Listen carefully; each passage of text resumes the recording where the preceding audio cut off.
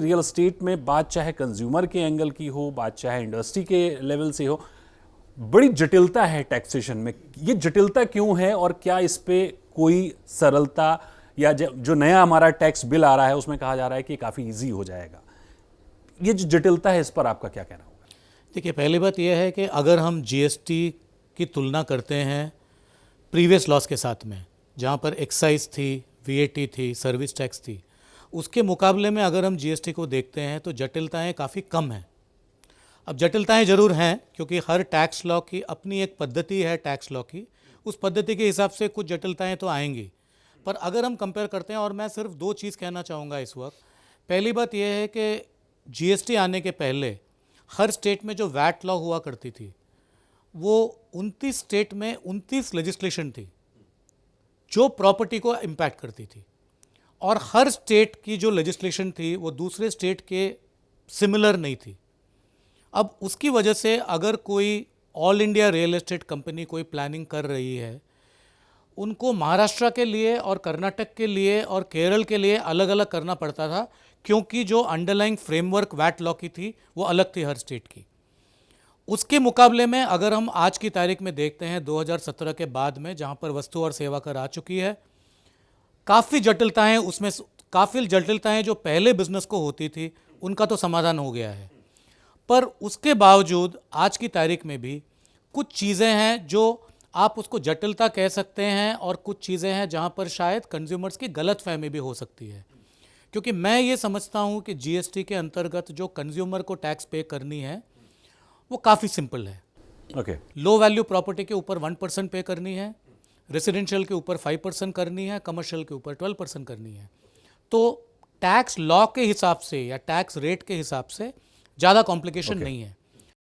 तो जीएसटी में भी जटिलताएं जरूर हैं, पर पिछले के मुकाबले में काफ़ी कम हो चुकी हैं। मनी सर, इसी पर थोड़ा सा हम स्टैम्प ड्यूटी पर ही रहते हैं, अभी अलग नहीं जाते हैं।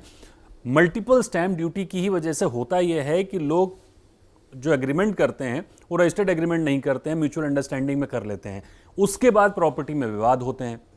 तो क्या कोई ऐसा रास्ता निकल सकता है कि स्टैम्प ड्यूटी भी सरकार को जाए, मल्टीपल एग्रीमेंट भी हों लेकिन वो प्रॉपर हों, जिससे विवाद ना बढ़े? और अगर हम देखें तो विवाद सबसे ज़्यादा शायद रियल एस्टेट में ही है। देखिए, स्टैम्प ड्यूटी का जो मुद्दा है, पहला इशू ये है कि हर स्टेट में अलग अलग है। इसको अगर यूनिफाई करना है, इसका सिर्फ एक लॉन्ग टर्म सोल्यूशन है कि स्टैम्प ड्यूटी को जीएसटी के अंतर्गत लेके आए। एग्जैक्टली। और जैसे प्रतीक जी ने कहा, ये सारी जो मुश्किलें हो रही हैं, सारी जो अड़चन आ रही है आज की तारीख में रियल एस्टेट सेक्टर के लिए, उसका लॉन्ग टर्म सोल्यूशन यही है कि पूरे रियल एस्टेट सेक्टर को, उसके हर पैमाने को जीएसटी के अंतर्गत लेके आए।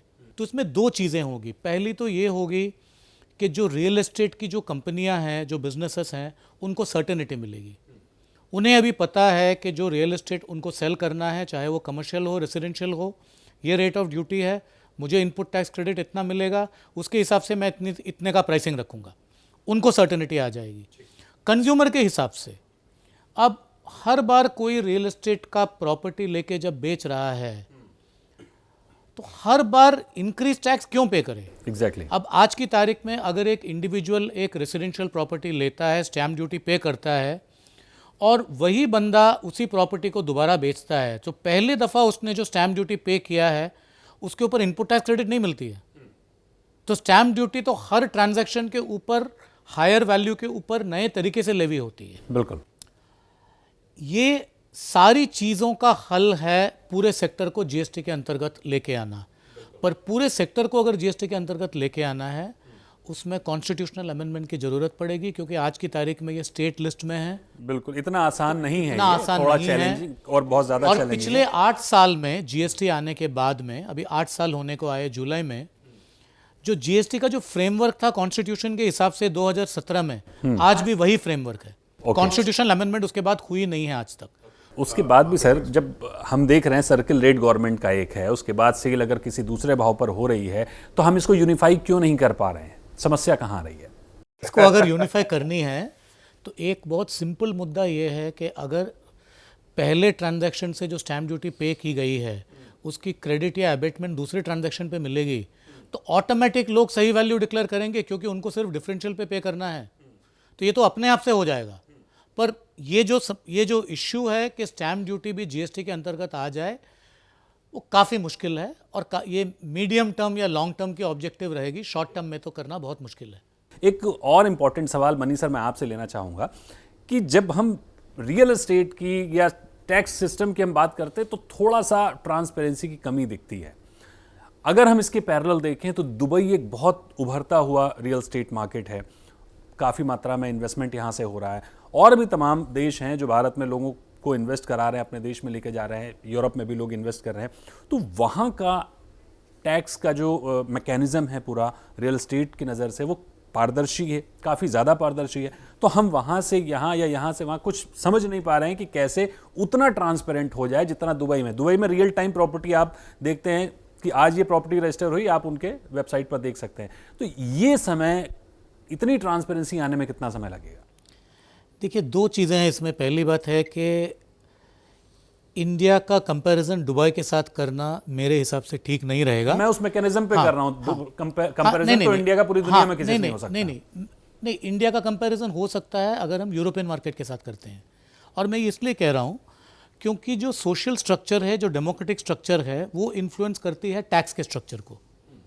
तो यूरोप की जो सोशल स्ट्रक्चर है, डेमोक्रेटिक स्ट्रक्चर है, वो इंडिया के जैसे है, इसलिए वो यूरोप की जो टैक्स की सिस्टम है, चाहे वो इनकम टैक्स की हो या वीएटी की हो, वो कंपेरेबल है इंडिया के साथ में। इसकी वजह से अगर हम EU वैट जिसको कहते हैं, उसके बेस्ट प्रैक्टिसेस को इंडिया में लेके आ सकते हैं, तो वो बहुत अच्छा रहेगा रियल एस्टेट सेक्टर के लिए। अगर हम 10 साल पहले की देखते हैं, चाहे वो इनकम टैक्स हो या जीएसटी हो, उसके मुकाबले में आज की जो टैक्स सिस्टम है वो बहुत ज़्यादा सुधर चुकी है, वास्टली इम्प्रूव्ड है, इसमें कोई comparable with very good tax systems. पर अभी भी अब टैक्स जो है वो क्या है कि जैसे इकोनॉमी डेवलप होती रहती है, टेक्नोलॉजी अपग्रेड होती रहती है, उसको भी अपग्रेड करते रहना पड़ता है।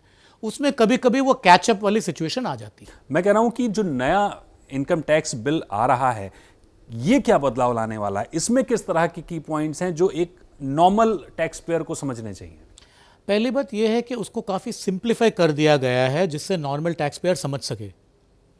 सेक्शन की संख्या कम कर दी गई है और बहुत से जो प्रोविज़ो थे इनकम टैक्स के अंतर्गत उसको रूल्स में लेके गए हैं। तो नॉर्मल टैक्स पेयर को भी अभी इनकम टैक्स के साथ डील करना, समझना आसान रहेगा। पर उससे ज़्यादा बड़ा मुद्दा यह है कि इनकम टैक्स बिल आने के पहले से इंडिविजुअल टैक्स पेयर के लिए काफ़ी सिंप्लीफिकेशन पिछले 4-5 साल में हो चुकी है। इम्प्रूवमेंट काफ़ी हो चुकी है और नए इनकम टैक्स बिल आने की वजह से और ज़्यादा इम्प्रूवमेंट की संभावना है।